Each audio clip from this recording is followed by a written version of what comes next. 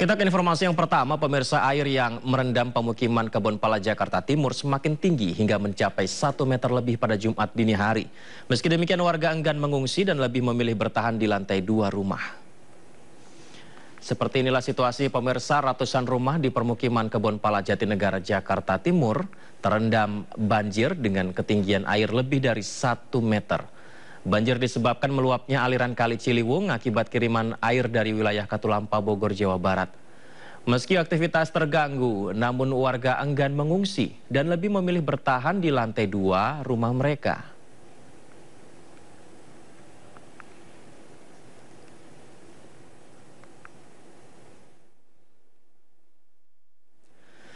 Untuk mengetahui bagaimana kondisi terkini di Kebonpala Jakarta Timur, kita telah terhubung dengan rekan Salam Rahmat dari kawasan Kebonpala Jakarta Timur.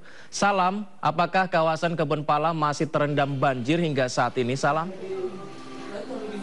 Ya, baik, selamat siang Yudi dan juga pemirsa. Hujan deras yang melanda ibu kota sejak hari kemarin membuat sejumlah wilayah yang ada di kawasan sekitar Jakarta ini ikut terendam banjir. Salah satunya di tempat kami melaporkan saat ini yang berada di kawasan Kebonpala Jatinegara Jakarta Timur, di mana di titik kami melaporkan saat ini ketinggian air ini masih mencapai 50 cm.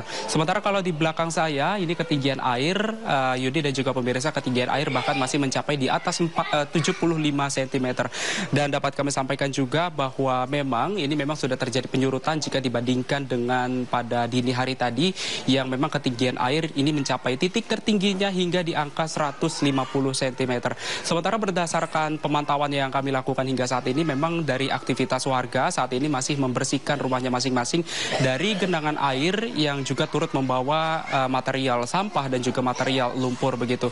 Dan dapat kami informasikan juga bahwasanya memang dari para warga sendiri ini mengaku bahwasanya lokasi tempat kami melaporkan saat ini memang kerap kali atau juga menjadi langganan banjir yang memang sudah terjadi selama berkali-kali. Bahkan hingga di trimester pertama 2024 ini, banjir di kawasan Kebonpala Jatinegara Jakarta Timur ini sudah 10 kali lebih terjadi di sepanjang tahun 2024 ini.